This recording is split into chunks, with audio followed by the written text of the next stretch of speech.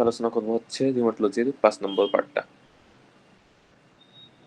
এই পার্টে অনেকগুলো গুরুত্বপূর্ণ টপিকস আছে।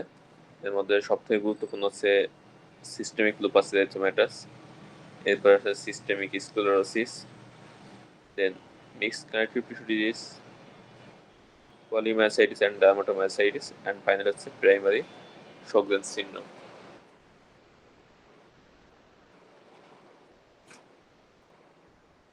এই প্রত্যেকটা থেকেই পরীক্ষায় সিঙ্গেল বেস্ট আসে, এমসিকিউ আসে মাঝে মাঝে।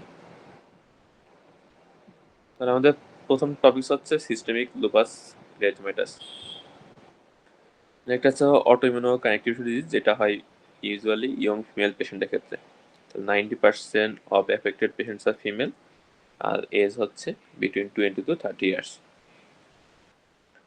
এসএলই অ্যাসিড থেকে এসএলএ ডিআর অ্যান্ড ডিকিউ এর সাথে আর কিছু ইনহেরিটেড মিউটেশন আছে যেগুলোতে এসএলই হইতে পারে। এর মধ্যে আমাদের জন্য ইম্পর্টেন্ট হচ্ছে complement component C1Q, C2 and C4।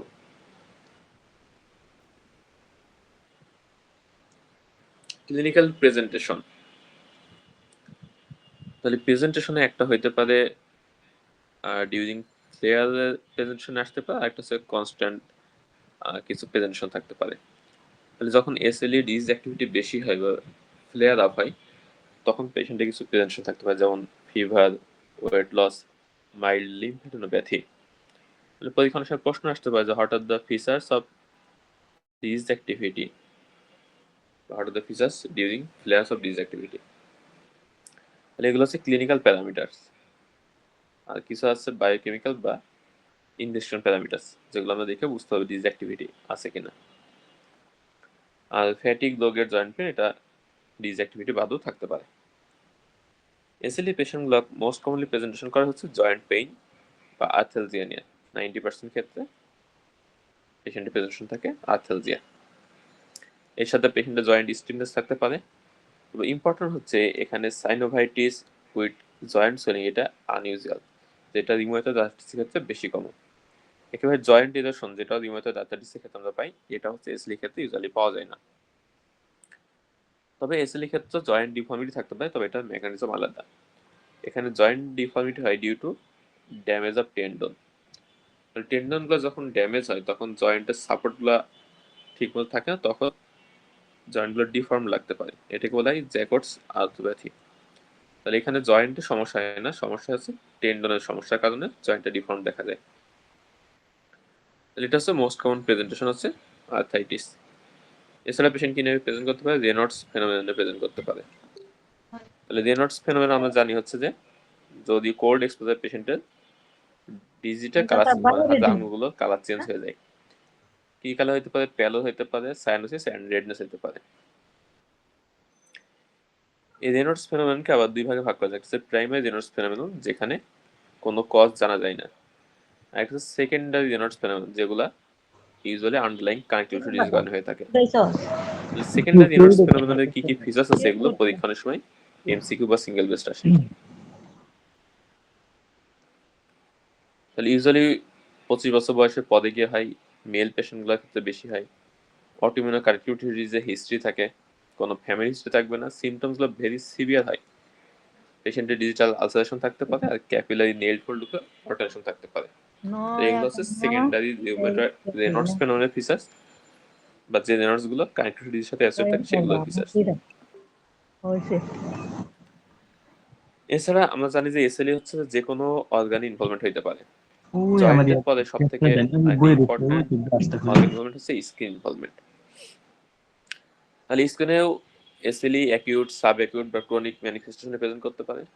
অ্যাকিউটির মধ্যে সব থেকে ইম্পর্টেন্ট হচ্ছে মেলাল ফেশিয়াল র্যাশ। র্যাশ থাকে ইরাইথেমাটাস, রেইজড, পেইনফুল, সামটাইমস ইসি হইতে পারে। এসএলই যে মেলাল র্যাশ থাকে, এটা সবথেকে ইম্পর্টেন্ট একটা পয়েন্ট হচ্ছে এটা নেজোলেভিয়াল ফোর্ডকে স্পেয়ার করে। এটা কেন ইম্পর্টেন্ট? এসএলই একটা ইম্পর্টেন্ট ডিফারেন্সিয়াল হচ্ছে রোজাসিয়া। আমরা যখন ডার্মাটোলজি পড়বো তখন দেখবো রোজাসিয়া র্যাশ অনেকটা এসএলই র্যাশের মতনই দেখা যায়। ইম্পর্টেন্ট হচ্ছে রোজাসিয়া নেজোলেভিয়াল ফোর্ডকে ইনভলভমেন্ট করে, আর এসএলই হচ্ছে স্পেয়ার করে। এটা দেখে আমরা ডিফারেন্সিয়েট করতে পারি। এছাড়া এসএলই পেশেন্টের ডিসকোয়ার্ড র্যাশ থাকতে পারে, অ্যালোপেশিয়া থাকতে পারে, লিভিডো রেটিকুলাইজ থাকতে পারে। এবার সেই রেনাল ইনভলভমেন্টের ক্ষেত্রে সবথেকে ইম্পর্টেন্ট হচ্ছে গ্লোমেরুলোনেফ্রাইটিস। তাহলে এসএলই নেফ্রাইটিক বা আরপিজিএন যে কোনো প্রেজেন্টেশন নিয়েই আসতে পারে। ইউজুয়ালি প্রলিফারেটিভ গ্লোমেরুলোনেফ্রাইটিস এটা হচ্ছে এসএলই ক্ষেত্রে বেশি কমন। পেশেন্টের হেমাচুরিয়া থাকতে পারে, প্রোটিনুরিয়া থাকতে পারে, ইউরিনারি কাশ থাকতে পারে, জেনারেলাইজড বডি সুয়েলিং নিয়ে প্রেজেন্ট করতে পারে, এমনকি অ্যাকিউট রেনাল ইম্পেয়ারমেন্টও প্রেজেন্ট করতে পারে যদি আরপিজিএন লাইক প্রেজেন্টেশন হয়। যে কোনোটাই হইতে পারে। কার্ডিওভাস্কুলার ক্ষেত্রে এসএলই পেশেন্ট পেরিকার্ডিটিস, মায়োকার্ডিটিস, এন্ডোকার্ডিটিস তিনটাই করতে পারে। এর মধ্যে মোস্ট কমন হচ্ছে পেরিকার্ডাইটিস। আর এন্ডোকার্ডিটিসের ক্ষেত্রে এটা একটু ক্যারেক্টারিস্টিক বলা যেতে পারে, সেটা হচ্ছে লিবম্যান স্যাক এন্ডোকার্ডিটিস করে। তাহলে এন্ডোকার্ডিটিস আমরা পড়ছিলাম কি ইউজুয়ালি ইনফেক্টিভ কজে কারণ হয় কোনো অর্গানিজম দিয়ে, সেটা হয়তো ব্যাকটেরিয়া বা ফাঙ্গাস। এটা হচ্ছে নন ইনফেক্টিভ এন্ডোকার্ডিটিস এখানে, তো এটাকে বলা হয় লিবম্যান স্যাক্স এন্ডোকার্ডিটিস। পেশেন্টের যদি রেসপিরেটরি ইনভলভমেন্ট হয় সেক্ষেত্রে পেশেন্টের প্লুরাইটিক চেস্ট পেইন থাকতে পারে বা প্লুরাল ইনফেকশন থাকতে পারে, পালমোনারি ফাইব্রোসিস থাকতে পারে। তাহলে এই তিনটা বেশি ইম্পর্টেন্ট। এছাড়া নিউমোনাইটিস, স্যাটেলাইটিস এগুলো থাকতে পারে, আমাদের জন্য তো দরকার নেই। নিউরোলজিক্যালের ভিতরে কিছু আছে non specific findings like fatigue, headache, poor concentration. তো পরীক্ষায় যেটা আসে সেটা হচ্ছে specific features of cerebral SLE বা লুপাস সেরেব্রাইটিস। তাহলে এসএলই পেশেন্টের ক্ষেত্রে ভিজুয়াল হ্যালুসিনেশন হতে পারে, পেশেন্টে কোরিয়েটিক মুভমেন্ট থাকতে পারে, সাইকোসিস, ট্রান্সভার্স মায়োলাইটিস অ্যান্ড লিম্ফোসাইটিক মেনিনজাইটিস থাকতে পারে। এই মেনিনজাইটিস যেহেতু নন ইনফেক্টিভ, এটাকে বলা হয় অ্যাসেপ্টিক মেনিনজাইটিস। এরপর পেশেন্টের হেমাটোলজিক্যাল ইনভলভমেন্ট হতে পারে। হেমাটোলজিতে মেইনলি পেশেন্টের সাইটোপেনিয়া থাকে, neutropenia, lymphopenia, thrombocytopenia and autoimmune haemolytic anaemia. GIT ম্যানিফেস্টেশনের মধ্যে সবচেয়ে ইম্পর্টেন্ট হচ্ছে পেশেন্টের মাউথ অলসো থাকতে পারে, যেটা পেইনফুল হতে পারে বা পেইনলেস হতে পারে, হেপাটাইটিস হতে পারে। আর একটা হচ্ছে যদি কোনো পেশেন্ট সিভিয়ার অ্যাবডোমিনাল পেইন বা পারেক্টাল ব্লিডিং প্রেজেন্ট করে, তাহলে সেক্ষেত্রে আমাদের মেসেন্টেরিক ভাস্কুলাইটিসের চিন্তা করতে হবে। তাহলে তিনটা প্রেজেন্টেশন নিয়ে এসএলই জিআই ম্যানিফেস্টেশন হইতে পারে। মানে এসএলই তে যে কোনো অর্গানই ইনভলভ হতে পারে, neurological, respiratory, cardiac, GIT, skin. তাহলে প্রত্যেকটা অর্গানিক কি কি ম্যানিফেস্টেশনে প্রেজেন্ট করতে পারে এগুলো আমাদের মনে রাখা লাগবে। ইনভেস্টিগেশনের মধ্যে পরীক্ষার জন্য বেশি ইম্পর্টেন্ট হচ্ছে মোস্ট সেন্সিটিভ টেস্ট কোনটা অ্যান্ড মোস্ট স্পেসিফিক টেস্ট কোনটা। তাহলে এসএলইর জন্য মোস্ট সেন্সিটিভ টেস্ট হচ্ছে অ্যান্টি নিউক্লিয়ার অ্যান্টিবডি বা এএনএ, আর মোস্ট স্পেসিফিক হচ্ছে অ্যান্টি ডিএস ডিএনএ। তাহলে যেটা মোস্ট সেন্সিটিভ এটা আমরা ইউজুয়ালি ইউজ করি টু এক্সক্লুড ডিজিজ। তাহলে মোস্ট সেন্সিটিভ মানে এসএলই আমরা যতগুলো পেশেন্ট দেখবো সবার ক্ষেত্রে এনএ পজিটিভ থাকবে। যদি কোনো পেশেন্টে এনএ নেগেটিভ থাকে তাহলে এটা ভার্চুয়ালি এসএলই এক্সক্লুড করে দেয়। তাহলে এনএ পজিটিভ থেকে এনএ নেগেটিভের গুরুত্বটা বেশি। যদি আমরা কোনো পেশেন্ট দেখি এনএ নেগেটিভ তাহলে আমরা ধরে নেব যে পেশেন্টে এসএলই নাই। অপরদিকে অ্যান্টিডিএস ডিএনএ এটা হচ্ছে কনফার্ম করতে হেল্প করে। তাহলে কোনো পেশেন্টের যদি অ্যান্টিডিএস ডিএনএ পজিটিভ থাকে তাহলে এটা মোটামুটি কনফার্ম করে যে পেশেন্টে এসএলই আছে। বাট যদি এটা নেগেটিভ থাকে এটা ডিজিজ এক্সক্লুড করে না, মানে এটা নেগেটিভ থাকার পরও পেশেন্টের ডিজিজ হইতে পারে। এর বাইরে হচ্ছে আমাদের ইম্পর্টেন্ট হচ্ছে আমরা C3 মেজার করতে পারি কমপ্লিমেন্ট লেভেল। তাহলে অ্যাক্টিভ এসএলইতে C3 লো থাকবে। অ্যাক্টিভ এসএলই আর কি কি ফিচার্স আছে, রেজ ডিএসএল, তারপর হচ্ছে cytopenia like leukopenia, lymphopenia and anaemia and thrombocytopenia. তাহলে ক্লিনিক্যালি অ্যাক্টিভ এসএলইর ফিচার্স আমরা পড়ছিলাম fever, weight loss and lymphadenopathy. আর বায়োকেমিক্যাল বা ইনভেস্টিগেশন ফাইন্ডিংসের মধ্যে আছে low C3, raised DSR and cytopenia. এগুলো এর আগে পরীক্ষায় এমসিকিউ আসছিল। এসএলই অ্যাক্টিভ এসএলই ফাইন্ডিংস কি কি। আরেকটা জিনিস ইম্পর্টেন্ট হচ্ছে সিআরপি ইউজুয়ালি অ্যাক্টিভ এসএলইতে নর্মাল থাকে। তাহলে আমরা জানি ইউজুয়ালি ইনফেক্টিভ বা ইনফ্লামেটরি কন্ডিশন করতে সাধারণত সিআরপি রেস পাওয়া যায়, তবে কিছু এক্সেপশন আছে, তার মধ্যে একটা হচ্ছে এসএলই। তাহলে এসএলইতে সিআরপি তখনই বাড়বে যখন কোনো কোএক্সিস্টিং ইনফেকশন থাকবে বা সেরোসাইটিস থাকবে, আদারওয়াইজ ইউজুয়ালি সিআরপি নর্মাল থাকে। তাহলে এটা অনেক সময় পরীক্ষায় সিঙ্গেল বেস্ট আসতে পারে, যে what are the features of active SLE, এর মধ্যে একটা দেওয়া থাকতে পারে সিআরপি। তাহলে সিআরপি অ্যাক্টিভ এসএলইতে ইউজুয়ালি বাড়ে না, নর্মাল থাকে। তাহলে অ্যাক্টিভ এসএলইর ক্লিনিক্যাল ফাইন্ডিংস কি কি আছে আর বায়োকেমিক্যাল বা ইনভেস্টিগেশন ফাইন্ডিংস কি কি আছে, এই জিনিসগুলো আমাদের পরীক্ষার জন্য বেশি গুরুত্বপূর্ণ। এরপর হচ্ছে criteria for classification of systemic lupus. এই ফিচার্সগুলো অলরেডি আমরা ডিসকাস করছি। এখান থেকে একটা জিনিস ইম্পর্টেন্ট, সেটা হচ্ছে রেনাল ইনভলভমেন্টের ক্ষেত্রে।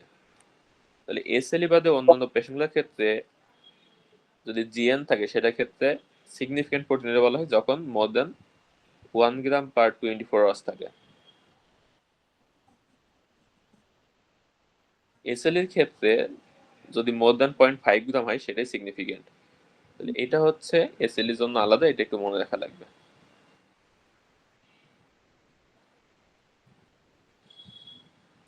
ম্যানেজমেন্ট, তাহলে ম্যানেজমেন্টের ক্ষেত্রে আমাদের মেইনলি ইম্পর্টেন্ট হচ্ছে পেশেন্টের অর্গান ইনভলভমেন্ট কোনগুলো হয়েছে।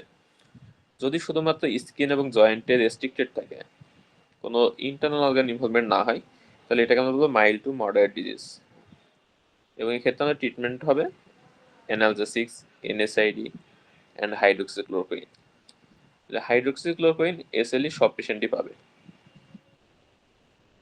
এর সাথে পেশেন্টের জয়েন্ট পেইন থাকলে আমরা এনএসআইডি বা অ্যানালজেসিক্স দিব। আর যদি কোনো পেশেন্টের অর্গান ইনভলভমেন্ট থাকে, ইন্টারনাল অর্গান, তাহলে সেটাকে বলবো সিভিয়ার লাইফ থ্রেটনিং ডিজিজ। অর্গানের মধ্যে ইম্পর্টেন্ট হচ্ছে সিএনএস, রেনাল অ্যান্ড কার্ডিয়াক। তার মানে lupus cerebritis, lupus nephritis and cardiac involvement. এই ধরনের যদি অর্গান ইনভলভমেন্ট থাকে, সেক্ষেত্রে আমাদের ট্রিটমেন্ট অফ চয়েস হবে high dose steroid with immunosuppressive drugs. ইমিউনোসাপ্রেসিভের মধ্যে অনেকগুলো অপশন আছে, ইউজুয়ালি সাইক্লোফসমাইড এবং মাইক্রোফোনেট মোফেটিল, এগুলাকে বেশি প্রিফার করা হয়। এর বাইরে অ্যাজাথিওপ্রিন আছে, সাইক্লোস্পোরিন আছে, এগুলো অনেক সময় ইউজ করা হয়। তাহলে আমাদের মেইনলি দেখতে হবে যে পেশেন্টের ইন্টারনাল অর্গান ইনভলভমেন্ট আছে কিনা। তাহলে কোনো পেশেন্ট যদি গ্লোমেরুলোনেফ্রাইটিস নিয়ে প্রেজেন্ট করে, বা লুপাস সেরেব্রাইটিস নিয়ে প্রেজেন্ট করে, বা পেরিকার্ডিটিস বা এন্ডোকার্ডিটিস থাকে, তাহলে সেক্ষেত্রে কিন্তু আমাদের হাই ডোজ স্টেরয়েড সাথে ইমিউনোসাপ্রেসেন্ট লাগবে। আর যদি এই ধরনের অর্গান ইনভলভমেন্ট না থাকে, তাহলে আমরা শুধু হাইড্রোক্সিক্লোরোকুইন এবং অ্যানালজেসিক্স অ্যান্ড এনএসআইডি এগুলো প্রেসক্রাইব করবো। তাহলে এটা পরীক্ষায় সিনারিও আসতে পারে, দিয়ে তারপর ট্রিটমেন্ট অপশন জানতে চাইতে হবে আমাদের কাছে। আর যদি কোনো পেশেন্টের অ্যান্টি ফসফোলিপিড অ্যান্টিবডি সিনড্রোম থাকে, থ্রম্বোসিসের ফিচার্স থাকে, তাহলে সেক্ষেত্রে লাইফ লং ওয়ারফেরিন লাগবে। ইউজুয়ালি ডিভিটির পেশেন্টগুলোর ক্ষেত্রে বা থ্রোম্বোএমবোলিজমের ক্ষেত্রে এখন ফার্স্ট লাইন ড্রাগ হচ্ছে DOAC, direct oral anticoagulant. Usually rivaroxaban বা এরক্সাবান এগুলো ইউজ করা হয়। এক্সেপশন হচ্ছে অ্যান্টি ফসফোলিপিড অ্যান্টিবডি সিনড্রোম। তাহলে এটার ক্ষেত্রে যদি পেশেন্টের থ্রম্বোস হয়, সেক্ষেত্রে আমাদের এখনো ফার্স্ট সাইজ হচ্ছে ওয়ারফেরিন। আমরা যখন হেমাটোলজিতে পড়বো, তখন দেখবো যে অ্যান্টিফসফোলিপিড অ্যান্টিবডি সিনড্রোম এটা প্রাইমারি হইতে পারে, সেকেন্ডারি হইতে পারে। সেকেন্ডারি এপিএস এর জন্য একটা ইম্পর্টেন্ট কজ হচ্ছে এসএলই।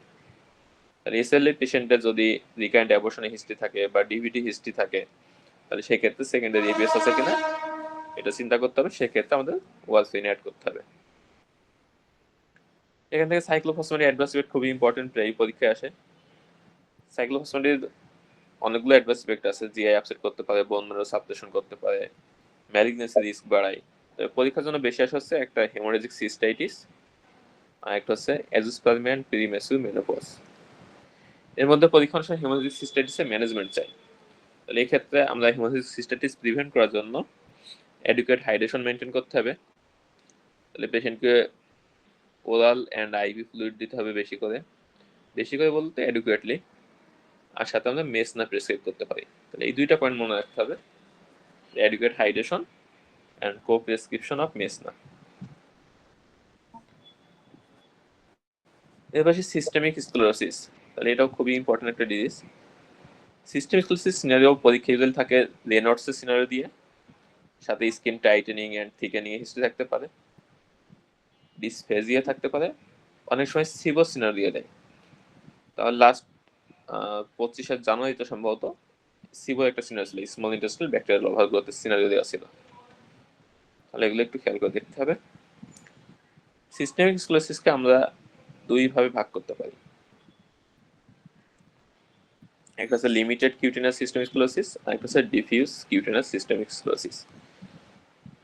সিস্টেম স্কুলেসিসে স্কিনিং ইনভলভমেন্ট থাকে, এটা যদি distal to elbow or knee joint হয়, তার মানে ফোরআর্ম বা লেগ ইনভলভমেন্ট হয়, তাহলে সেটাকে আমরা বলবো লিমিটেড কিউটিনিয়াস সিস্টেম স্কুলেসিস।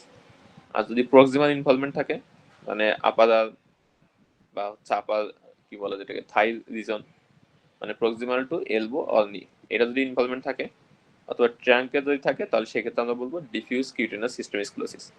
বাট এখানে ফেসটা ইনভলভ, মানে ফেসটা এই ক্রিয়াটার মধ্যে পড়বে না, ফেস লিমিটেডও ইনভলভমেন্ট থাকতে পারে।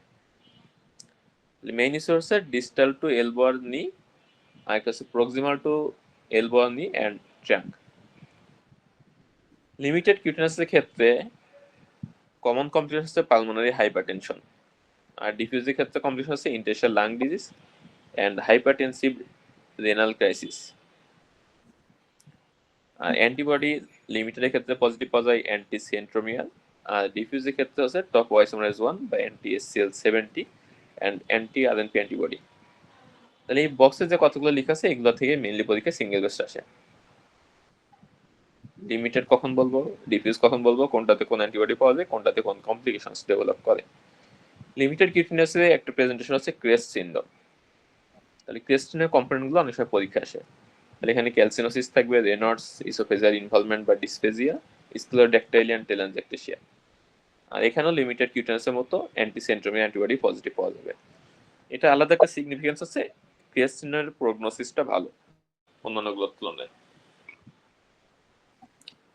তবে features associated with poor prognosis, তাহলে সিস্টেমিক স্কুলোসিসে কি কি ফিচার্স থাকলে আমাদের প্রগনোসিস পোর থাকে, এটা মুখস্থ করার বিষয়, জাস্ট পয়েন্টগুলো একটু মুখস্থ করলে হবে।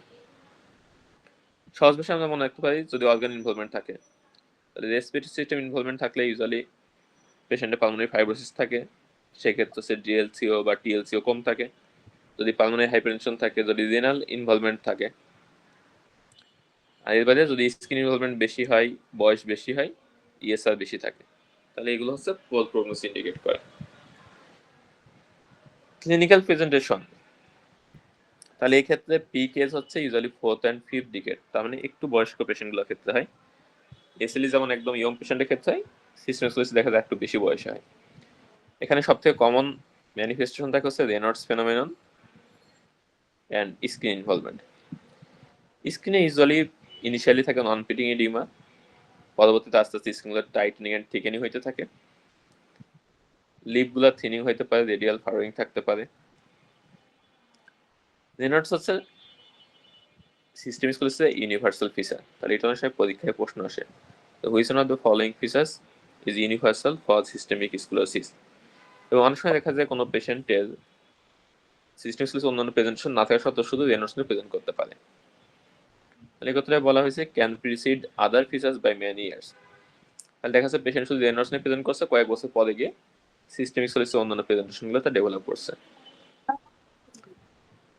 এই পেশেন্টগুলোর ক্ষেত্রে অনেক সময় ক্রিটিক্যাল টিস্যু স্কিমে থাকতে পারে এবং লোকালাইজড আলসারেশন, ইনফেকশন, নেক্রোসিস এগুলো থাকতে পারে। তাহলে কোনো পেশেন্ট যদি ডিজিটাল নেক্রোসিস থাকে বা আলসারেশন থাকে, সেক্ষেত্রে আমাদের সিস্টেমিক ফিচারগুলো আছে কিনা এগুলো একটু দেখা লাগবে। মাসকুলার ফিচারের মধ্যে পেশেন্টের জয়েন্ট পেইন থাকতে পারে, টেনোসাইনোভাইটিস থাকতে পারে, তবে এখানেও ইউজুয়ালি জয়েন্ট ইরেশন খুব একটা থাকে না। মানে এখানে হচ্ছে যে মেইনলি জয়েন্ট যে রেস্ট্রিকশন হয় বা ডিফর্মিটি হয়, এটা হয় ডিউ টু স্কিন ইনভলভমেন্ট। তাহলে রিউমাটয়েড আর্থ্রাইটিসের ক্ষেত্রে যে জয়েন্ট ডিফর্মিটি হয়, সেটা হয় হচ্ছে জয়েন্ট ইরেশনের কারণে, মানে মেইনলি ওখানে জয়েন্ট ইনভলভমেন্ট হয়। এসএলই ক্ষেত্রে যে জ্যাকোর্ড আর্থ্রোপ্যাথি হয়, এটা হয় মেইনলি টেন্ডন ইনভলভমেন্টের কারণে বা লিগামেন্টগুলো ড্যামেজ হওয়ার কারণে। আর সিস্টেম স্কুলের ক্ষেত্রে যে আমাদের জয়েন্ট রেস্ট্রিকশন হয় বা ডিফর্ম দেখা যায়, এটা হচ্ছে স্কিনগুলো টাইটেনিং এবং থিকেনিং হওয়ার কারণে। তিনটা হচ্ছে মেকানিজম আলাদা। সিস্টেম স্কুলের ক্ষেত্রে যেহেতু টিস্যুগুলো ফাইব্রোসড হয়ে যায়, তারপর হচ্ছে স্টিফ হয়ে যায়, সো এখানে আমাদের যে ইন্টারনাল অর্গানগুলো আছে বা স্মুথ মাসলগুলো আছে সেগুলো ইনভলভমেন্ট হয়। তাহলে এক্ষেত্রে জিআইটি যখন ইনভলভমেন্ট হবে, জিআইটি যদি মাসলগুলো স্টিফ বা ফাইব্রোসড হয়ে যায়, সেক্ষেত্রে জিআইটি মোর্টালিটি এটা এফেক্টেড হবে। তো ইসোফেগাসে যদি এটা এফেক্টেড হয়, তাহলে সেই পেশেন্টগুলা ফ্রিকুয়েন্ট রিফ্লাক্স হবে, ডিসফেজিয়া এন্ড অর্ডেনোফেজিয়া থাকবে। স্মল ইন্টেস্টাইন বা বাউল ইনভলভমেন্ট করলে পেশেন্টের হচ্ছে ম্যালঅ্যাবজর্পশন হবে, যেহেতু এখানে মোর্টালিটি কমে যাইতেছে, জিআইটি মোর্টালিটি যখন কমে যাবে তখন এখানে ব্যাকটেরিয়াল ওভারগ্রোথ হবে। ব্যাকটেরিয়াল ওভারগ্রোথ হলে এখানে বেশি বেশি গ্যাস প্রোডাকশন হবে, patient intermittent abdominal bloating, pain এবং কনস্টিপেশনে প্রেজেন্ট করতে পারে। তাহলে এটাকে বলে স্মল ইন্টেস্টিনাল ব্যাকটেরিয়াল ওভারগ্রোথ। তাহলে সিবোর একটা ইম্পর্টেন্ট কজ হচ্ছে সিস্টেমিক স্ক্লেরোসিস। আর স্টোমাকে কি হওয়া যেতে পারে, স্টোমাক হচ্ছে ভেসেলগুলো ডায়ালেটেড থাকে, এটাকে বলা হয় ওয়াটারমেলন স্টোমাক বা এন্ট্রাল ভাস্কুলার একটেশিয়া। দেখতে তরমুজের মতো দেখা যায়, অনেকটা রেড স্ট্রিপ থাকে, মাঝখানে মাঝখানে হোয়াইট স্ট্রিপ থাকে। এছাড়া পেশেন্টের সিউডো অবস্ট্রাকশনের ফিচার্সটা প্রেজেন্ট করতে পারে, যেহেতু এখানে গ্যাস্ট্রিক মোর্টালিটি কমে যাইতেছে, জিআইটির মোর্টালিটি কমে যাচ্ছে, সো পেশেন্টের নসিয়া, ভমিটিং, অ্যাবডোমিনাল ডিসকমফোর্ট এগুলো থাকতে পারে। এখান থেকে সবথেকে ইম্পর্টেন্ট যেটা, সেটা হচ্ছে একটা হচ্ছে ডিসফেজিয়া, আর একটা হচ্ছে small intestinal bacterial overgrowth. Pulmonary involvement আমরা প্রথমে বলছিলাম যে যদি লোকালাইজড কিউটেনাস সিস্টেম স্ক্লেরোসিস হয় সেক্ষেত্রে পেশেন্টের পালমোনারি হাইপারটেনশন রিস্ক থাকে বেশি, আর ডিফিউজ কিউটেনাস হলে সেক্ষেত্রে ইন্টারস্টিশিয়াল লাং ডিজিজ হওয়ার রিস্ক থাকে বেশি। রেনাল ইনভলভমেন্টে সিস্টেম স্ক্লেরোসিসে পেশেন্টের প্রেজেন্ট থাকে হাইপারটেনসিভ রেনাল ক্রাইসিস। পেশেন্টগুলো সিভিয়ার হাইপারটেনশন এবং রেনাল ফেলিওর প্রেজেন্ট করতে পারে। তাহলে এসএলই ক্ষেত্রে আমাদের প্রেজেন্টেশন ছিল হচ্ছে গ্লোমেরুলোনেফ্রাইটিস, সিস্টেম স্ক্লেরোসিস ক্ষেত্রে প্রেজেন্টেশন হচ্ছে হাইপারটেনশন এন্ড রেনাল ফেইলিওর। এবং এগুলো বেশি আছে যাদের ডিফিউজ কিউটেনাস সিস্টেম স্ক্লেরোসিস থাকে, বিশেষ করে যদি টপোয়াইসোমারেজ 1 এন্ড আরএনপি অ্যান্টিবডি পজিটিভ থাকে, তাদের ক্ষেত্রে রিস্কটা থাকে বেশি। তাহলে এটা অনেক সময় পরীক্ষার প্রশ্ন আসতে পারে, একটা diffuse cutaneous system sclerosis patient এরকম হচ্ছে যে অনেক বেশি high blood pressure and renal impairment present করছে, এই পেশেন্টের কোন অ্যান্টিবডি পজিটিভ হওয়ার পসিবিলিটি বেশি? এই ধরনের প্রশ্ন অনেক সময় পরীক্ষা আসতে পারে। ইনভেস্টিগেশন করলে আমরা অন্যান্য অটোইমিউন ডিজিজের মতো এএনএ পজিটিভ পাবো, বাট আমাদের জন্য ইম্পর্টেন্ট হচ্ছে অন্যান্য সিগনিফিকেন্ট অ্যান্টিবডি যেগুলো আছে। তাহলে লোকালাইজড কিউটেনিয়াস অ্যান্ড ক্রেস্ট হলে আমরা পাবো হচ্ছে অ্যান্টিসেন্ট্রোমি অ্যান্টিবডি, আর যদি ডিফিউজ কিউটেনিয়াস সিস্টেম স্ক্লেরোসিস থাকে সেক্ষেত্রে আমরা পাবো টপোয়াইসোমারেজ 1 বা অ্যান্টি-এসএল-70 অ্যান্টিবডি। তাহলে এই দুইটা হচ্ছে আমাদের পরীক্ষার জন্য বেশি ইম্পর্টেন্ট। আর যদি কোনো পেশেন্টের ইন্টারস্টিশিয়াল লাং ডিজিজ ডেভেলপ করে, পেশেন্টের যদি কাফ থাকে, শর্টনেস অফ ব্রেথ থাকে, স্পেরিকুলার থাকে, তাহলে আমরা কি করবো, এইচএসসিটি করবো। যদি পালমোনারি হাইপারটেনশন থাকে তাহলে আমরা রাইট হার্ট ক্যাথেটারাইজেশন করব। যদি স্মল ইন্টেস্টিনাল ব্যাকটেরিয়াল ওভারগ্রোথের ফিচার্স থাকে, মানে পেশেন্টের abdominal bloating, abdominal distension, pain এগুলো থাকে, তাহলে হাইড্রোজেন ব্রেথ টেস্ট করব। এগুলো ডিপেন্ড করবে পেশেন্টের আদার্স প্রেজেন্টেশনের উপরে। তাহলে যে কোনো সিনারিও দিয়ে পরীক্ষার প্রশ্ন আসতে পারে। যখন একটা পেশেন্ট আসছে, তার রিসেন্টলি দেখা যাচ্ছে হাত পায়ের স্কিনগুলো টাইটেন হয়ে যাচ্ছে, থিকেনিং হয়ে যাচ্ছে, ইডিমাটাস হয়ে যাচ্ছে, পেশেন্টের জয়েন্ট মুভমেন্টের রেস্ট্রিকশন আছে, এই পেশেন্টটা দেখা যাচ্ছে এখন রিসেন্টলি তার calf and shortness of breadth develop করছে, কাফটা ড্রাই, সাথে এক্সারশন ডিসপ্নে আসছে। তো এই পেশেন্টের শর্টনেস অফ ব্রেথ ইভ্যালুয়েশনের জন্য কি টেস্ট করবো? তাহলে সেই ক্ষেত্রে অ্যান্সার হবে হচ্ছে এইচএসসিটি টেস্ট, যে কোনো ইনিশিয়াল লাং ডিজ ডেভেলপ করতেছে কিনা। এই পেশেন্টের যদি পালমোনারি হাইপারটেনশনের ফিচার্স নিয়ে প্রেজেন্ট করে, লাইক পালপিটেশন বা হচ্ছে যে রেজ জেভিপি, তারপর হচ্ছে যে লাউড পি2, এই ধরনের ফিচার্স আছে, তাহলে তাদের ক্ষেত্রে আমরা কি করবো, রাইট হার্ট ক্যাথেটারাইজেশন করবো। এর আগে আমরা ইকো করতে পারি। আর যদি পেশেন্ট অ্যাবডোমিনাল পেইন, ব্লটিং এগুলো প্রেজেন্ট করে, তাহলে হাইড্রোজেন ব্রেথ টেস্ট করবো। তাহলে এই ধরনের বিভিন্ন সিনারিও দিয়ে সিস্টেম স্ক্লেরোসিস থেকে প্রশ্ন আসতে পারে। ম্যানেজমেন্টের ক্ষেত্রে এসএলই মতো সিস্টেম স্ক্লেরোসিস এত ডিটেলস আমাদের আসে না, এখানে ইমিউনোসাপ্রেসিভ থেরাপি ইউজ করা হয়। তবে এই ক্ষেত্রে যেটা পরীক্ষা আসে যে পেশেন্টগুলো যদি হাইপারটেনসিভ রেনাল ক্রাইসিসটা প্রেজেন্ট করে, তাহলে সেক্ষেত্রে আমাদের ড্রাগ অফ চয়েস হবে এস ইনহিবিটর, এই নামটা মনে রাখা লাগবে। আর এমআরসি পরীক্ষার জন্য একটা জিনিস মনে রাখা লাগবে, সেটা হচ্ছে সিস্টেমিক স্ক্লেরোসিস পেশেন্টগুলোর ক্ষেত্রে হাই ডোজ গ্লুকোকর্টিকয়েড ইউজ করা যাবে না। মানে high dose steroid hypertensive renal ক্রাইসিসকে অ্যাগ্রাভেট করে, সো এটা অ্যাভয়েড করতে হবে সিস্টেমিক স্ক্লেরোসিস পেশেন্টগুলোর ক্ষেত্রে। যদি স্টেরয়েড একান্তই দিতে দরকার হয়, তাহলে আমাদেরকে লো ডোজে দিতে হবে। এরপর হচ্ছে মিক্সড কানেক্টিভ ডিজিজ। তাহলে নাম দেখে বোঝা যাচ্ছে এখানে কয়েকটা কানেক্টিভ ডিজিজের ফিচার মিক্স থাকে। ইউজুয়ালি পেশেন্টের systemic sclerosis, myositis and SLE, এই তিনটার এখানে ওভারল্যাপ বা মিক্স প্রেজেন্টেশন থাকে। পেশেন্টের স্ক্লেরোড্যাকটাইলি বা ড্যাকটালাইটিস বা রেনল্ডস থাকতে পারে, সাথে মাইলজিয়া, প্রক্সিমাল মাসল উইকনেস থাকতে পারে, এসএলই ফিচার্স থাকতে পারে। তাহলে এই ধরনের যদি আমরা দেখি বিভিন্ন ডিজিজের কম্বিনেশন ফিচার্স আছে, তাহলে আমরা ডায়াগনোস করবো মিক্সড কনফিউশন ডিজিজ। আর এই ক্ষেত্রে মোস্ট ইম্পর্টেন্ট অ্যান্টিবডি হচ্ছে অ্যান্টি ইউ ওয়ান আরএনপি অ্যান্টিবডিজ। অনেক সময় শুধু অ্যান্টি আরএনপি বলা হয়, যদিও মোর স্পেশালি এটা হচ্ছে অ্যান্টি ইউ ওয়ান আরএনপি অ্যান্টিবডি।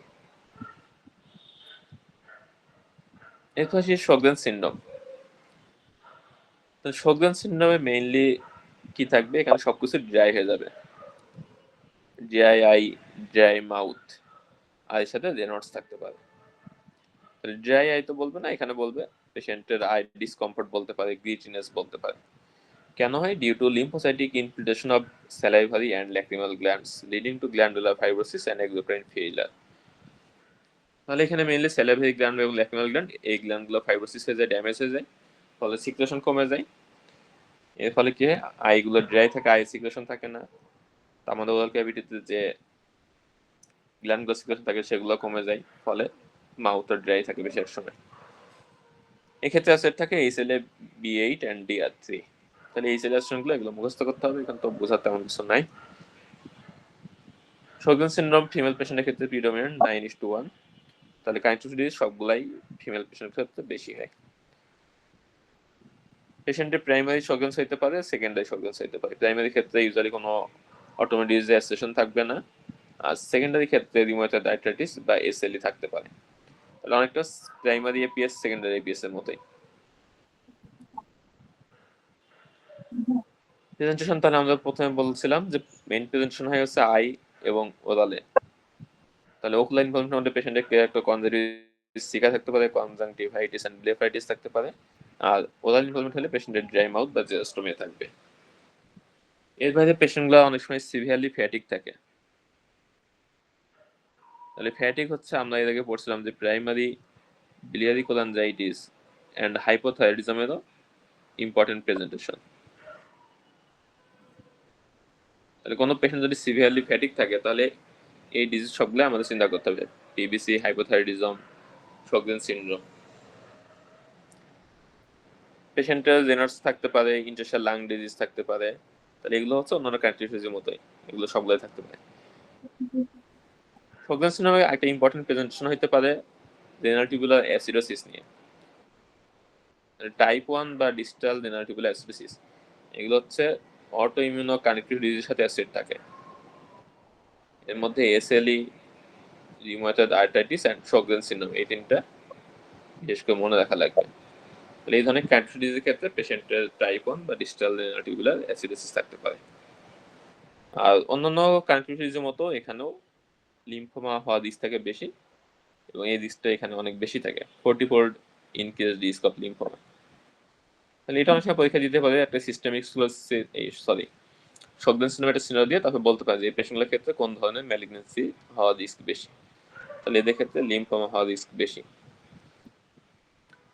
এবার হচ্ছে ফিচার্স অফ প্রাইমারি শোগরেন সিনড্রোম। তাহলে এগুলো আমরা অলরেডি ডিসকাস করে ফেলছি, এখানে জাস্ট বক্স আকারে আলাদা করে দেওয়া আছে। শোগরেন সিনড্রোমের ক্ষেত্রে কি কি অ্যান্টিবডি পজিটিভ থাকতে পারে, এটা সব পরীক্ষায় আসে। তাহলে এখানে এএনএ, রিউমাটয়েড ফ্যাক্টর, এটা অন্যান্য কান্ট্রি ডিজিজে পজিটিভ থাকে, এখানেও থাকতে পারে। তাহলে শোগরেন সিনড্রোম আলাদা পড়া লাগে হচ্ছে অ্যান্টি রো এন্ড অ্যান্টি লা অ্যান্টিবডি। এছাড়া আমরা জানি যে অটোইমিউন ডিজিজ যে কোনো একটা থাকলে আদার্স অটোইমিউন ডিজিজগুলো অ্যাসেট থাকতে পারে। একইভাবে শোগরেন সিনড্রোমের ক্ষেত্রে অন্যান্য অটোইমিউন ডিজিজ যেগুলো আছে সেগুলো অ্যাসেট থাকতে পারে। এটা মুখস্থ করা তেমন কিছু নাই, যে কোনো অটোইমিউন ডিজিজেই এগুলো কমনলি থাকতে পারে একসাথে অ্যাসোসিয়েটেড হিসেবে।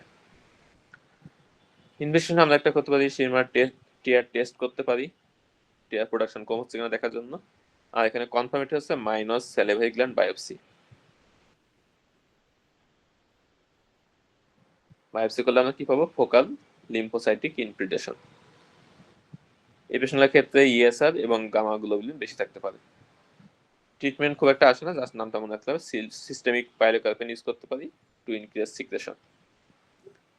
এবার হচ্ছে পলিমায়াসাইটিস এন্ড ডার্মাটোমায়াসাইটিস। তাহলে এই দুটো হচ্ছে খুবই ইম্পর্টেন্ট টপিকস, এখান থেকেও খুব ফ্রিকোয়েন্টলি পরীক্ষায় প্রশ্ন আসে।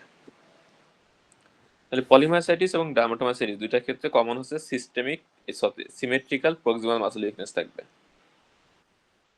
ডিফারেন্সিয়েটিং পয়েন্ট কি, ডার্মাটোমাইসাইটে এক্সট্রা থাকবে হচ্ছে স্কিন ইনভলভমেন্ট থাকবে, মানে ডার্মাটোলজিক্যাল ফিচার্স থাকবে। ইনভেশন করলে দুইটা ক্ষেত্রে ক্রিয়েটিন কাইনেজ বেশি পাবো। আর অ্যাসিড কন্ডিশনে পেশেন্টের ইনিশিয়াল লাং ডিজিজ থাকতে পারে, ডিসফেজিয়া থাকতে পারে। তাহলে শুধু মাসল উইকনেস, সেটা হচ্ছে পলিমায়োসাইটিস। মাসল উইকনেসের সাথে স্কিন ইনভলভমেন্ট, এটা হচ্ছে ডার্মাটোমায়োসাইটিস।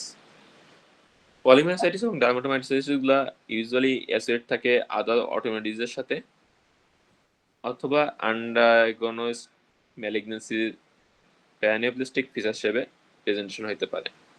তাহলে কোনো পেশেন্ট যদি পলিমায়োসাইটিস বা ডার্মাটোমায়োসাইটিস ডায়াগনোজ হয়, সেক্ষেত্রে কোনো অটোইমিউন ডিজিজ আছে কিনা অথবা কোনো ম্যালিগনেন্স আছে কিনা, এই দুটো আমাদেরকে আইডেন্টিফাই করতে হবে। তাহলে পরীক্ষার হিসেবে প্রশ্ন আসে পলিমায়োসাইটিস বা ডার্মাটোসাইটিস সিনারিও দিয়ে বলে দিতে হবে যে this is a case of polymyositis or dermatomyositis, what further evaluation may be needed। তাহলে ফার্দার ইভ্যালুয়েশন আমাদের করতে হবে যে কোনো কানেক্টিভ টিস্যু ডিজিজ আছে কিনা অথবা কোনো ম্যালিগনেন্সি আছে কিনা। তাহলে এটা পেশেন্টের সিনারির উপর ডিপেন্ড করবে। যদি দেখা যায় ওল্ড এজের পেশেন্ট, স্মোকিং হিস্ট্রি আছে, সাথে পলিমায়োসাইটিস ডার্মাটোসাইটিস এগুলো ডেভেলপ করছে, তাহলে আমাদের অবশ্যই লাং কার্সিনোমা আছে কিনা এক্সক্লুড করতে হবে। এছাড়া এই পেশেন্টগুলো জিআই ম্যালিগনেন্সি বা ওভারিয়ান ম্যালিগনেন্সি এগুলো অ্যাসেট থাকতে পারে, তাহলে সেগুলো আমাদেরকে এক্সক্লুড করতে হবে। এটা ডিপেন্ড করবে সিনারির উপর, পরীক্ষায় কেমন সিনারি দিয়ে প্রশ্ন করা হয়েছে। তাহলে দুইটা ক্ষেত্রে আমাদের কমন প্রেজেন্টেশন হচ্ছে সিমেট্রিক্যাল প্রক্সিমাল মাসল উইকনেস থাকবে, ইউজুয়ালি লোয়ার লিম্বে ইনভলভমেন্ট বেশি থাকে, বয়স ইউজুয়ালি একটু বেশি থাকে, সাথে পেশেন্টের মাসেল পেইন থাকতে পারে, অনেক পেশেন্টের নাও থাকতে পারে। তাহলে সিমেট্রিক্যাল প্রক্সিমাল মাসল উইকনেস এটা তো পরীক্ষায় ডিরেক্টলি বলা থাকবে না, পরীক্ষায় বলা থাকবে পেশেন্টের difficulty in rising from a chair or climbing stairs and lifting. মানে পেশেন্টগুলো যখন সিঁড়িতে উঠতে যাবে, বসা থেকে উঠতে যাবে, এই সময়গুলোতে পেশেন্টের বেশি সমস্যা হবে। পেশেন্টের সাথে সিস্টেমিক সিম্পটমস থাকতে পারে, ফিভার, ওয়েট লস, ফ্যাটিগুলো থাকতে পারে, সাবকিউটেনিয়াস ক্যালসিফিকেশন থাকতে পারে দুইটাতে ক্ষেত্রেই। কনভিনিয়েন্স হিসেবে পেশেন্টের ইনস্টিটিউশনাল লাং ডিজিজ থাকতে পারে, বিশেষ করে যদি কোনো পেশেন্টের অ্যান্টিসিনথেটাস বা অ্যান্টিজো1 অ্যান্টিবডি পজিটিভ থাকে, তাদের ক্ষেত্রে ইন্টারস্টিশাল লাং ডিজিজ হওয়ার পসিবিলিটি বেশি থাকে। তাহলে সিস্টেমিক স্ক্লেরোসিসের ক্ষেত্রে আমরা পড়ছিলাম যাদের NTSCL70 বা টপোয়াইসোমাস 1 অ্যান্টিবডি পজিটিভ থাকে, তাদের ইন্টারস্টিশাল লাং ডিজিজ বেশি হয়। আর পলিমায়োসাইটিসের ক্ষেত্রে যদি অ্যান্টিজো1 অ্যান্টিবডি পজিটিভ থাকে, তাদের ক্ষেত্রে ইন্টারস্টিশাল লাং ডিজিজ বেশি হয়। তাহলে এইভাবে পরীক্ষা প্রশ্ন আসতে পারে, একটা সিনারিও দিয়ে বলতে পারে যে কাদের ক্ষেত্রে ইন্টারস্টিশাল লাং ডিজিজ বেশি হবে। ডার্মাটোমায়োসাইটিসের ক্ষেত্রে স্কিন ইনভলভমেন্ট থাকে, এইগুলো অনেক সময় পরীক্ষায় আলাদা করে ডিসক্রিপশন দিতে পারে, অথবা যদি এমআরসি পার্ট 2 পরীক্ষা দেয় সেক্ষেত্রে এখান থেকে পিক্টোরিয়াল দিতে পারে। তাহলে কি কি থাকে এখানে, গট্রন্স প্যাপিউল, হেলিওট্রপ র্যাশ, আর একটা হচ্ছে শল র্যাশ। গট্রন্স প্যাপিউল যেটা, এটা পাওয়া যায় হচ্ছে over the extensor surface of proximal and distal interphalangeal joints. আমাদের যে নাকলগুলো আছে এর উপরে পাওয়া যায়। দেখতে কেমন থাকে, স্কেলি ইরাইথোমেটাস ভায়োলেশাস সোরিয়াফর্ম ফ্ল্যাক্স, অনেকটা দেখতে সোরিয়াসের মতো থাকবে ওভার দ্য নাকলস বা পিআইপি এন্ড ডিআইপি জয়েন্টে। আমরা একটু ছবি দেখবো। হেলিওট্রপ র্যাশ এটা ইউজুয়ালি পাওয়া যাচ্ছে অ্যারাউন্ড দ্য আইলিড, সাথে পেরিঅরবিটাল ইডিমা থাকতে পারে, এবং এটা দেখতে হয় ভায়োলেশিয়াস কালার। এছাড়া পেশেন্টের আপার ব্যাক, চেস্ট এবং শোল্ডার এই ডিস্ট্রিবিউশনের র্যাশ থাকতে পারে, এটাকে বলা হয় শল র্যাশ। ইনভেস্টিগেশনের মধ্যে আমাদের কনফার্মেটিভ ইনভেস্টিগেশন হচ্ছে মাসল বায়োপসি, এবং এই মাসল বায়োপসিটা কোথা থেকে নিব এটা দেখার জন্য আমাদের একটা এমআরআই করতে পারি। তাহলে এমআরআই করলে অনেক সময় মায়োসাইটিসের ফিচার্স বলে দিতে পারে, এবং আমরা বায়োপসি করার জন্য ওই জায়গা থেকে মাসলটা নিব। পেশেন্টে ক্রিয়েটিন কাইনেজ করলে ভেরি হাই লেভেল পাওয়া যাবে। অনেক সময় আমরা বলছিলাম কি পলিমায়োসাইটিস বা ডার্মাটোমায়োসাইটিস সিনারি দিয়ে প্রশ্ন আসতে পারে নেক্সট ইনভেস্টিগেশন বা নেক্সট প্ল্যান কি। তাহলে আন্ডারলাইন কোনো ম্যালিগনেন্স আছে কিনা এটা স্ক্রিনিং করতে হবে। কি কি করবো আমরা, চেস্ট এক্সরে করতে পারি, ইউরিন প্রোটিন ইলেক্ট্রোফোরেসিস করতে পারি, city chest, abdomen, pelvis, male patient হলে প্রোস্টেটিক স্পেসিফিক অ্যান্টিজেন, এবং ফিমেল পেশেন্ট হলে ম্যামোগ্রাফি করতে পারি। তাহলে prostate carcinoma, breast carcinoma, lung carcinoma, multiple myeloma এগুলো এক্সক্লুড করতে হবে। এছাড়া আমরা অ্যান্টিবডি দেখতে পারি। মোস্ট কমন অ্যান্টিবডি হচ্ছে অ্যান্টি নিউক্লিয়ার অ্যান্টিবডি। আর পলিমায়োসাইটিসের ক্ষেত্রে স্পেসিফিক হচ্ছে অ্যান্টি জো ওয়ান অ্যান্ড ডার্মাটোমায়োসাইটিসের ক্ষেত্রে অ্যান্টি এমআই টু। তাহলে তিনটে অ্যান্টিবডি মনে রাখা লাগবে। যদি পরীক্ষার প্রশ্ন আসে মোস্ট সেন্সিটিভ বা মোস্ট কমন, তাহলে সেন্স হবে অ্যান্টি নিউক্লিয়ার অ্যান্টিবডি। আর যদি বলে পলিমায়োসাইটিস বা ইন্টেস্টাইনাল লাং ডিজিজের সাথে স্ট্রংলি অ্যাসোসিয়েটেড বা স্পেসিফিক কোনটা, তাহলে অ্যান্টি জো ওয়ান। আর যদি বলে ডার্মাটোমায়োসাইটিস জন্য স্পেসিফিক কোনটা, তাহলে অ্যান্সার হবে অ্যান্টি এমআই টু। এক্ষেত্রে আমাদের ট্রিটমেন্ট হচ্ছে হাই ডোজ গ্লুকোকর্টিকয়েড। এখানে আমরা 1 মিলিগ্রাম পার কেজি ডোজে স্টেরয়েড দিয়ে থাকি। আর যদি কোনো পেশেন্টের রেসপিরেটরি বা ফ্যারেঞ্জিয়াল মাসল উইকনেস থাকে, তাহলে সেক্ষেত্রে আমরা high dose IV methylprednisolone দিতে পারি।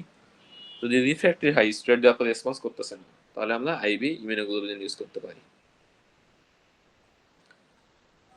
এবার সে অ্যাডাল্ট অনসেট স্প্লিট ডিজিজ, তাহলে এটা আমরা প্রথমে একটা ক্লাসে মনে হয় পড়ছিলাম। এখানে মেইনলি হচ্ছে ইন্টারলিউকিন 1 প্রোডাকশন বেশি হয় এবং সেটার কারণে কিছু প্রেজেন্টেশন থাকে। পেশেন্টগুলোর প্রেজেন্টেশনের মধ্যে ইন্টারমিডিয়েট ফিভার থাকতে পারে, স্কিন র্যাশ, জয়েন্ট পেইন থাকতে পারে, অর্গানোমেগালি এন্ড লিম্ফেনোপ্যাথি থাকতে পারে। ইনভেস্টিগেশন করলে আমরা দেখবো যে ইনফ্লামেটরি মার্কারগুলো বেশি, ইএসআর, সিআরপি, এবং এখানে ভেরি হাই লেভেল ফেরিটিন থাকে। অ্যান্টিবডিগুলো টেস্ট করলে নেগেটিভ পাওয়া যাবে। ট্রিটমেন্ট হচ্ছে এনএসআইডি এবং ইমিউনোসাপ্রেসিভ ড্রাগস। আর যদি রেজিস্ট্যান্ট কেস হয়, সেক্ষেত্রে আমরা ইন্টারলিউকিন 1 ইনহিবিটর ইউজ করতে পারি। এগুলো পরীক্ষা খুব একটা আসে না, এটা অনেক সময় ক্লিনিক্যালে আমাদের অনেক রোগী পাওয়া যায়, সেগুলো ক্ষেত্রে এটা লাগতে পারে। তবে অ্যাডাল্ট অনসেট স্টিল ডিজিজ, যেটা হচ্ছে কি বলা হয় ডিজিজ অফ এক্সক্লুশন। তার মানে আদার্স অন্যান্য connective tissue disease, lymphoma, leukaemia, মানে যেগুলো ডিজিজে মিমিক করতে পারে, সেই ডিজিজ সবগুলো এক্সক্লুড করার পর যদি কোনো কিছু না পাওয়া যায়, তখন আমরা অ্যাডাল্ট অনসেট স্টিল ডিজিজ বলতে পারি। এটা প্রথম দিকে ডায়াগনোসিস বলা যাবে না, এবং এই কারণে এটা পরীক্ষা খুব একটা আসলে আসে না। এরপর আমরা ডায়াবেটোমাইসিস যে র্যাশগুলোর কথা বলছিলাম, এটা একটা ছবি দেওয়া আছে। এই ছবিটা এমআরসিপি পরীক্ষাগুলোতে অনেক সময় দিয়ে দেয় এবং ছবির ডায়াগনোসিস জানতে চায়। তাহলে এটা হচ্ছে আমাদের ফার্স্ট যেটা, সেটা হচ্ছে হেলিওট্রপ র্যাশ। তাহলে এখানে ভায়োলেশন র্যাশ থাকবে অ্যারাউন্ড দ্য আই, সাথে পেরিঅরবিটাল ইডিমা থাকতে পারে। এখানে যদি আমরা খেয়াল করে দেখি, এখানে অনেকটা এসএলই র্যাশের মতো ইনভলভমেন্টও থাকতে পারে। তাহলে এসএলই যে মেলা র্যাশ থাকে, এই র্যাশের একটা ডিফারেন্সিয়াল হচ্ছে হেলিওট্রপ র্যাশ। এরপর হচ্ছে আপার চেস্ট, ব্যাক এবং শোল্ডার রিজনে থাকতে পারে শল র্যাশ বা শল সাইন বলা হয়। আর গট্রন্স প্যাপিউল, এটা থাকে হচ্ছে নাকলে, যে proximal interphalangeal joint, distal interphalangeal joint, metacarpophalangeal joint, এই রিজনগুলোর উপরে র্যাশগুলো দেখতে অনেকটা হয় সোরিয়াটিক টাইপের, মানে সোরিয়াসের মতো দেখতে লাগে। আর ক্যালসিনোসিস কিউটিস, যেটা এখানে সাবকিউটাস টিস্যু বা কিউটাস টিস্যুগুলোতে ক্যালসিফিকেশন থাকে, এটা অনেক সময় পলিমাইসাইটিস বা ডায়াবেটিসে অ্যাসিড কন্ডিশনে থাকতে পারে। এটা খুব একটা লাগবে না, আমাদের লাগবে হচ্ছে প্রথম তিনটা। তাহলে হেলিওট্রপ র্যাশ, গট্রন্স প্যাপিউল, আর একটা হচ্ছে শল র্যাশ। এই তিনটা আমাদের ডার্মাটোমাইসাইটিস থাকবে। আর যদি এই র্যাশগুলো না থাকে, শুধু মাসল উইকনেস থাকে, তাহলে সেটা হচ্ছে পলিমাইসাইটিস। ওকে, তাহলে এগুলো ছিল আজকে আমাদের টপিকস। আজকের টপিকস খুব বেশি নাই, বাট সবগুলো ইম্পর্টেন্ট পরীক্ষার জন্য। তাহলে SLE, systemic sclerosis, mixed connective disease, polymyositis and dermatomyositis, Sjogren syndrome. তাহলে 5টা টপিকস আছে, 5টা টপিকস থেকে পরীক্ষায় খুব ফ্রিকোয়েন্টলি প্রশ্ন আসে। ওকে, কাছে কোনো প্রশ্ন আসে? যদি না থাকে, তাহলে আমাদের আজকের ক্লাস এই পর্যন্তই। ওয়ালাইকুম আসসালাম। ওকে, আল্লাহ হাফেজ।